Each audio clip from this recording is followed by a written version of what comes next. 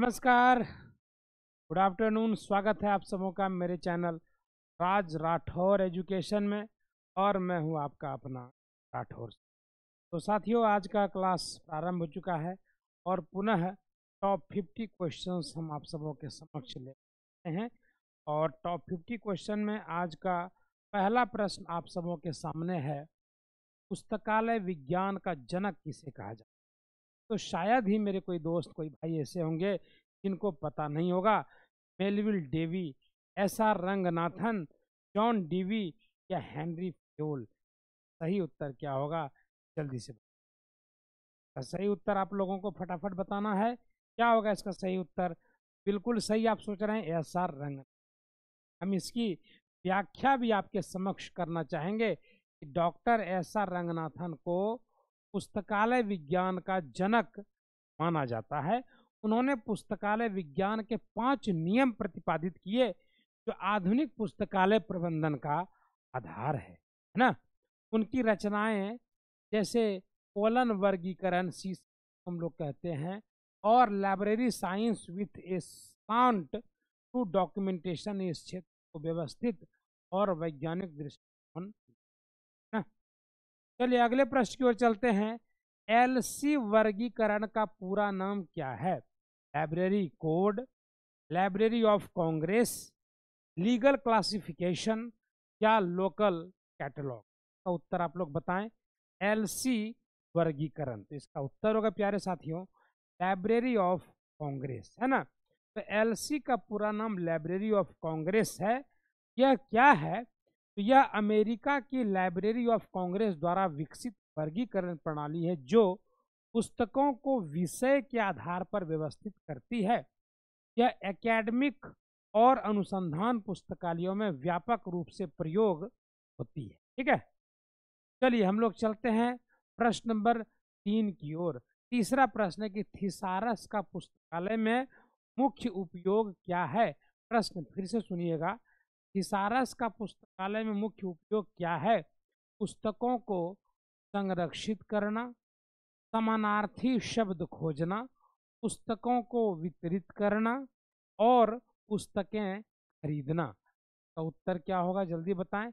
Thesaurus का पुस्तकालय में मुख्य उपयोग क्या है? तो प्यारे साथियों, इसका उत्तर आप लोग दे सकते हैं क्या? इसका उत्तर बिल्कुल होगा आपका बी नंबर, यानी समानार्थी शब्द को खोजना।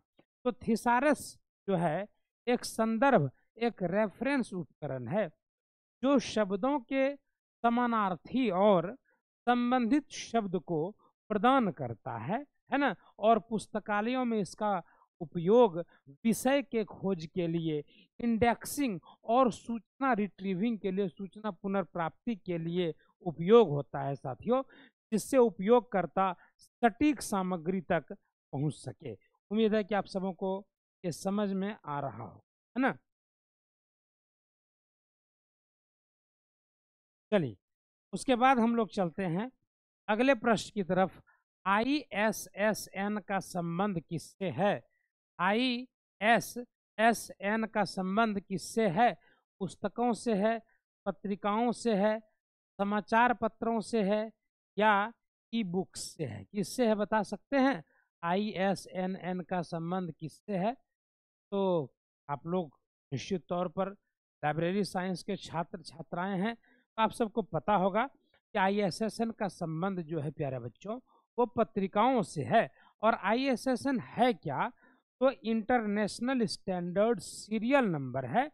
यह 8 अंक का कोड होता है बच्चों, जो पत्रिकाओं, मैगजीन और अन्य सीरियल प्रकाशनों की पहचान के लिए उपयोग होता है। यह वैश्विक स्तर पर सीरियल्स को विशिष्ट पहचान देता है, जिससे पुस्तकालयों में उनकी व्यवस्था और खोज वो आसान होता है। फिर चलते हैं Z39.50 क्या है? अक्सर पूछा जाने वाला प्रश्न है ये। तो ये एक वर्गीकरण प्रणाली है या एक प्रोटोकॉल है या एक सॉफ्टवेयर है या एक हार्डवेयर है? इसका उत्तर जानने के लिए हम लोग चलेंगे अगले प्रश्न की तरफ। आप लोग कमेंट में इसका आंसर करते चलिए, है ना। इसका उत्तर होगा साथियों एक प्रोटोकॉल।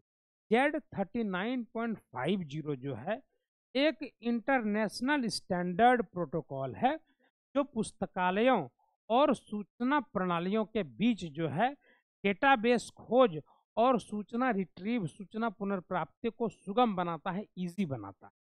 यह विभिन्न पुस्तकालय कैटलॉग को जोड़ने और डेटा से साझा करने में मदद करता है। ठीक है, अगले प्रश्न की ओर चलिए। बाइब्लियोमेट्रिक्स का अध्ययन किससे संबंधित है? पुस्तक के माप से, प्रकाशनों का विश्लेषण से, पुस्तकों के संरक्षण से या पुस्तक वितरण से। क्या होगा इसका उत्तर बताइएगा, है ना। बाइब्लियोमेट्रिक्स का अध्ययन किससे संबंधित है? तो इसका उत्तर के लिए हम लोग अगले पृष्ठ पर चलेंगे, उत्तर भी और इसका एक्सप्लेनेशन भी। तो प्रकाशनों का विश्लेषण, तो बाइब्लियोमेट्रिक्स प्रकाशनों के पैटर्न, प्रकाशन के पैटर्न जो उद्धरण, लेखक, उत्पादकता और प्रभाव का मात्रात्मक विश्लेषण करता है। यह शोध प्रभाव को मापने और पुस्तकालय संग्रह के मूल्यांकन में सहायक है। चलिए, उम्मीद है आप लोग को सेशन अच्छा लग रहा होगा। लाइक, शेयर और सब्सक्राइब जरूर करेंगे, है ना। हम आगे की ओर चलते हैं। OCLC का मुख्यालय कहाँ पर है? प्रश्न को फिर से सुनिएगा कि OCLC का मुख्यालय कहाँ पर है? डबलिन ओहायो में, या लंदन में, या टोक्यो में, या सिडनी में।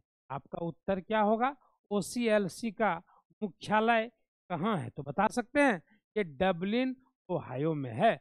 Online computer library centre, OCLC क्या है प्यारे बच्चों? तो ऑनलाइन कंप्यूटर लाइब्रेरी सेंटर है। इसका मुख्यालय डबलिन ओहायो अमेरिका में है। यह एक वैश्विक पुस्तकालय सहकारी संस्था है जो विश्व भर में कैटलॉगिंग, संसाधन साझा करने और पुस्तकालय सेवाओं को क्या देता है? तो समर्थन देती है। जरा सा एक मिनट।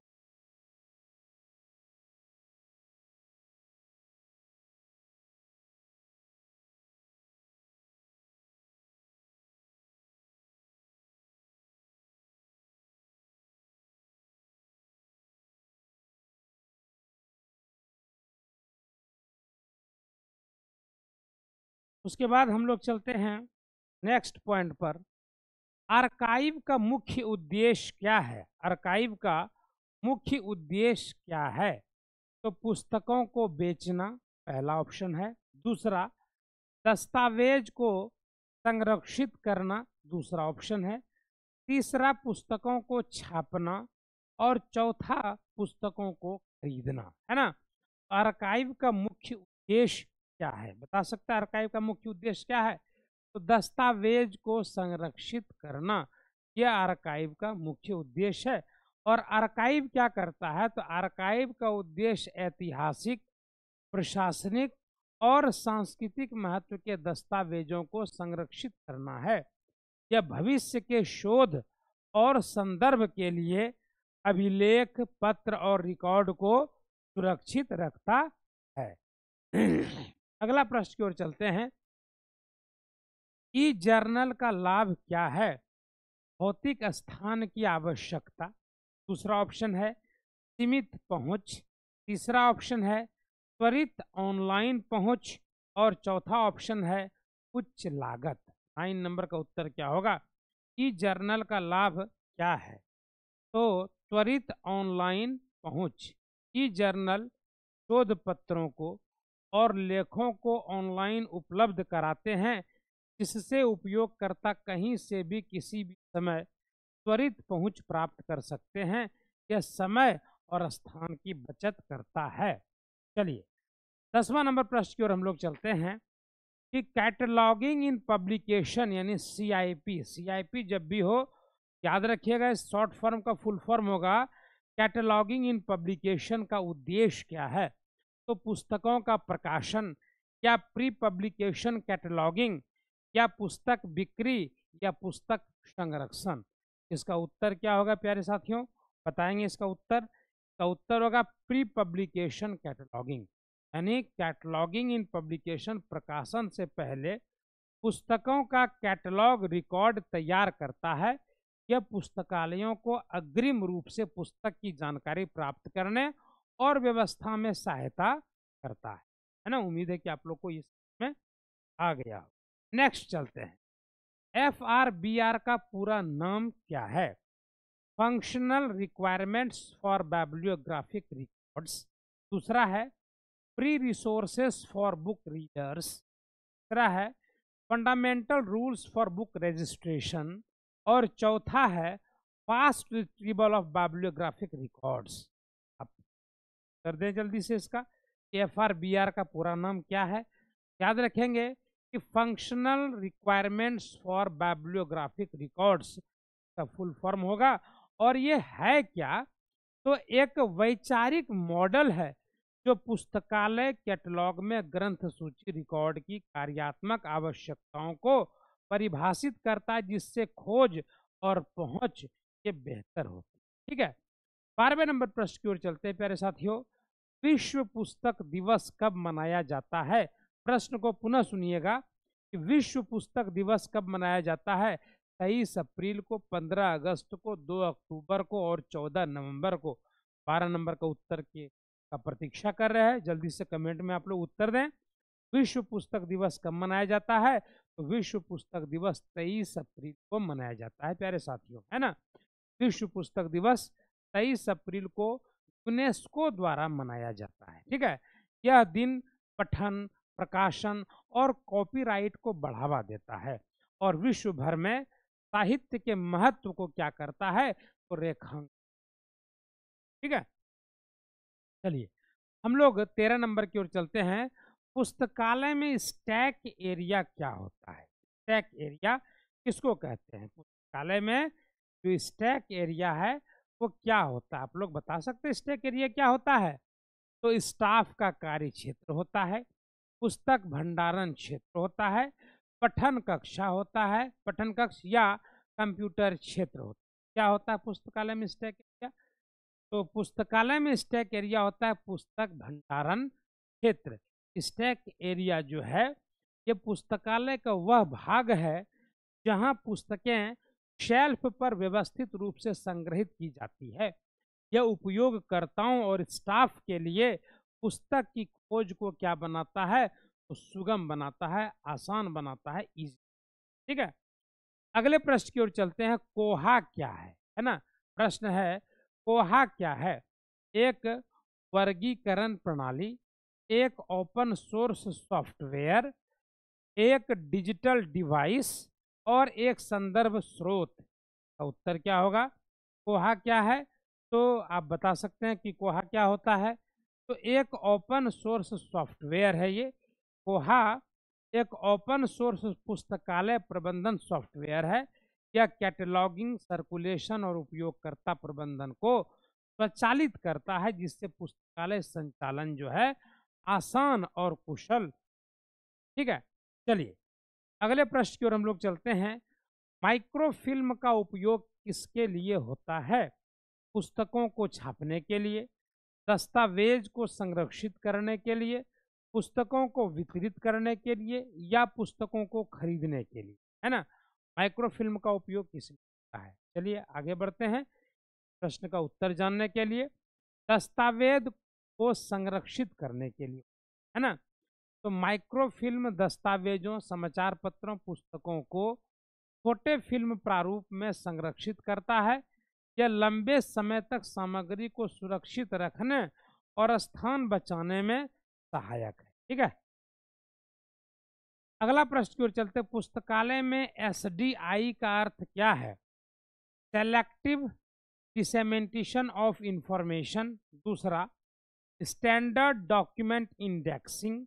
तीसरा, सिंपल डेटा इंटीग्रेशन। चौथा, सिक्योर डिजिटल इंटरफेस।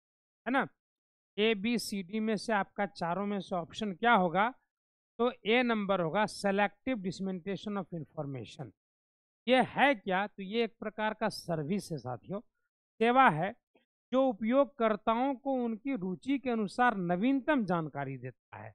जैसे कौन से नए शोध पत्र पब्लिश हुए हैं और ये शोध पत्र कैसे उपलब्ध होंगे, इन सबों के बारे में जानकारी दे।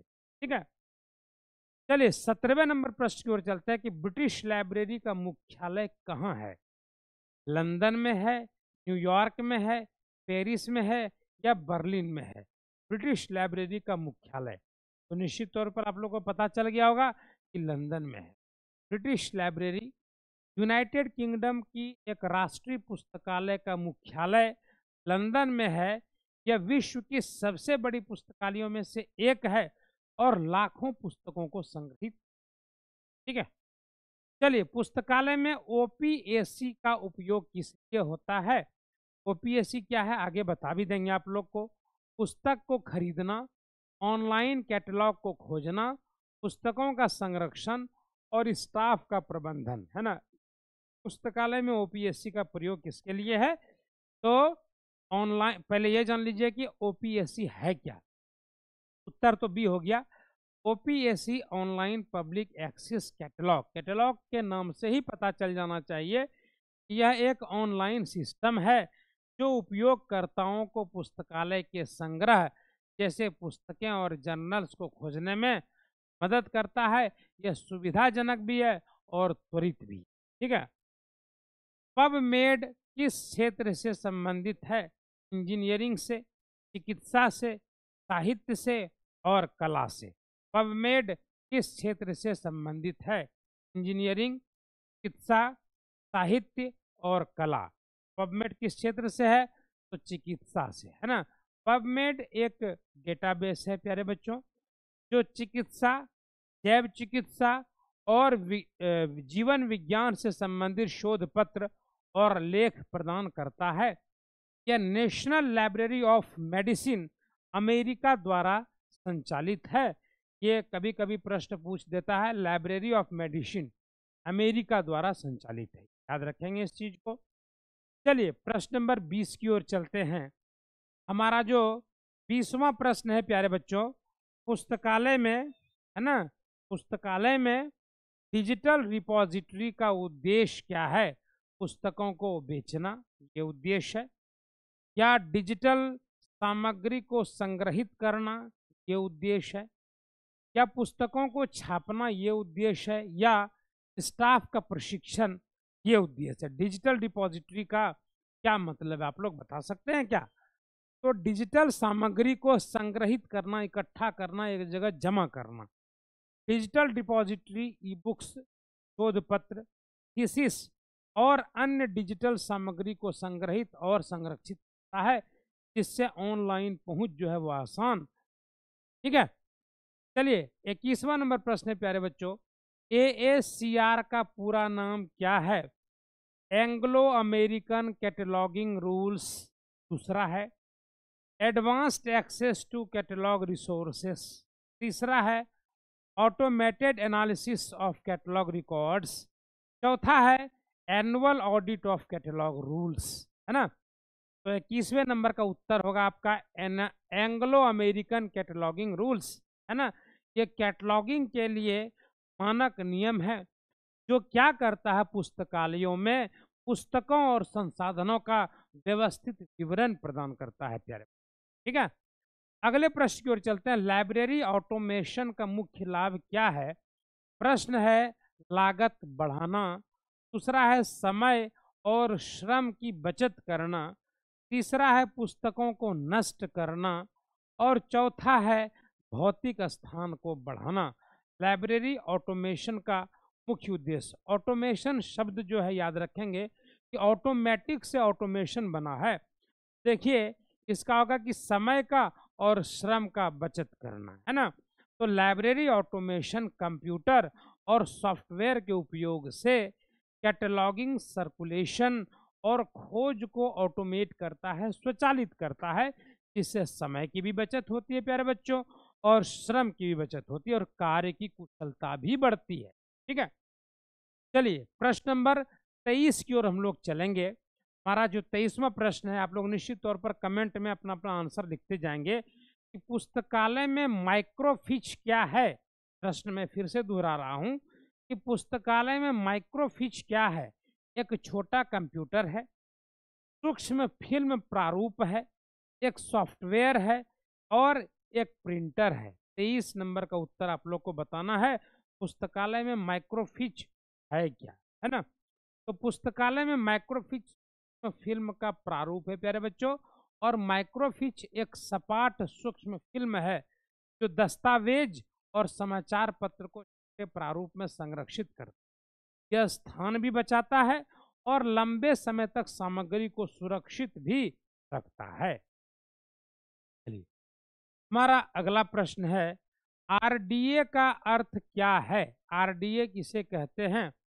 रिसोर्स डिस्क्रिप्शन एंड एक्सेस, दूसरा रैपिड डेटा एनालिसिस, तीसरा रेफरेंस डॉक्यूमेंट आर्चीव, चौथा रिमोट डिजिटल एक्सेस। आरडीए का अर्थ क्या है बताएंगे। आरडीए का अर्थ तो resource description and access. RDA एक आधुनिक कैटलॉगिंग मानक है जो डिजिटल और भौतिक संसाधनों का विवरण और पहुंच को क्या करता है, तो बेहतर करता है। चलिए 25वें नंबर प्रश्न की ओर चलेंगे कि पुस्तकालय में CAS का अर्थ क्या है। करंट अवेयरनेस सर्विस, दूसरा कैटलॉग एक्सेस सिस्टम, तीसरा कंप्यूटराइज्ड आर्चीव सिस्टम, और चौथा कलेक्शन एनालिसिस सर्विस, है ना। पुस्तकालय में CAS का अर्थ क्या है। बहुत स्टैंडर्ड क्वेश्चंस को हम पूछ रहे हैं, आप लोग याद रखिएगा, ये आपके एग्जाम के लिए बहुत इंपॉर्टेंट होने जा रहा है, ठीक है। इसका उत्तर होगा करंट अवेयरनेस सर्विस। CAS उपयोगकर्ताओं को नवीनतम प्रकाशन, शोध और समाचार से अवगत कराती है, जिससे वे अपने क्षेत्र में अपडेट रह सके, है ना। चलिए प्रश्न नंबर 26 की ओर चलते हैं हम लोग। विश्व डिजिटल लाइब्रेरी किसके द्वारा शुरू की गई? यूनेस्को के द्वारा, लाइब्रेरी ऑफ कांग्रेस के द्वारा, गूगल के द्वारा, या माइक्रोसॉफ्ट के द्वारा। विश्व डिजिटल लाइब्रेरी किसके द्वारा शुरू की गई, है ना। तो यूनेस्को के द्वारा। विश्व डिजिटल लाइब्रेरी यूनेस्को और लाइब्रेरी ऑफ कांग्रेस की मदद से साझेदारी में शुरू की गई। यह वैश्विक सांस्कृतिक और ऐतिहासिक सामग्री को ऑनलाइन उपलब्ध कराता है। प्रश्न नंबर 27 की ओर चलते हैं। पुस्तकालय में इंटर लाइब्रेरी लोन क्या है? पुस्तकों को खरीदना, दूसरा पुस्तकालयों के बीच संसाधन का साझा करना, तीसरा पुस्तकों को दान करना, चौथा पुस्तकों को नष्ट करना, है ना। पुस्तकालय में इंटर लाइब्रेरी लोन का लोन क्या होता है ना। तो इंटर लाइब्रेरी लोन जो होता है साथियों, इंटर लाइब्रेरी लोन एक सेवा है, सर्विस है, जिसमें पुस्तकालय एक दूसरे से पुस्तक और उससे संबंधित सामग्री, जर्नल्स वगैरह का उधार लेते हैं, देते हैं, जिससे उपयोगकर्ताओं की ज़रूरतें पूरी हो जाती है। ये जैसे हम लोग रुपये पैसे का लोन लेते हैं, लेन देन करते हैं, ठीक उस प्रकार का ये। प्रश्न नंबर 28 की ओर चलेंगे। पुस्तकालय में ETD का अर्थ क्या है? प्रश्न को पुनः सुनिएगा। पुस्तकालय में ETD का अर्थ क्या है?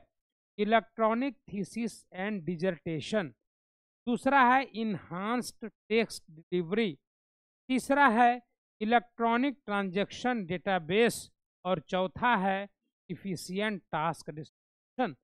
का उत्तर होगा प्यारे बच्चों इलेक्ट्रॉनिक थीसिस एंड डिजर्टेशन, ठीक है। तो ETD शोध, थीसिस और डिजर्टेशन को डिजिटल प्रारूप में संग्रहित करता है और उपलब्ध कराता है, जिससे उपयोगकर्ताओं की पहुंच जो है वो आसान हो जाती है। चलिए हम लोग अगले प्रश्न की ओर चलते हैं। पुस्तकालय में QR कोड का महत्व, उपयोग क्या है? पुस्तकों की पहचान, पुस्तक का संरक्षण, पुस्तक छपाई, पुस्तक का वर्गीकरण, है ना। उत्तर क्या होगा?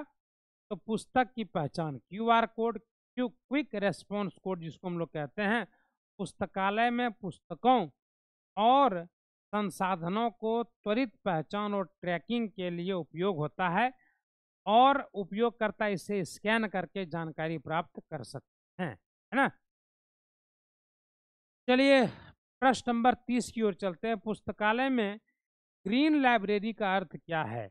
पर्यावरण के अनुकूल पुस्तकालय, या हरे रंग का भवन, या केवल विज्ञान की पुस्तकें या डिजिटल पुस्तक?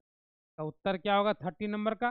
पुस्तकालय में ग्रीन लाइब्रेरी का अर्थ क्या है, बता सकते हैं ग्रीन लाइब्रेरी किसको कहते हैं? तो पर्यावरण अनुकूल पुस्तकालय को ग्रीन लाइब्रेरी, यानी कि ग्रीन लाइब्रेरी पर्यावरण अनुकूल प्रथाओं जैसे ऊर्जा बचत, पुनर्चक्रण और टिकाऊ सामग्री को अपनाता है, जिससे पर्यावरण संरक्षण को बढ़ावा मिलता है। ठीक है,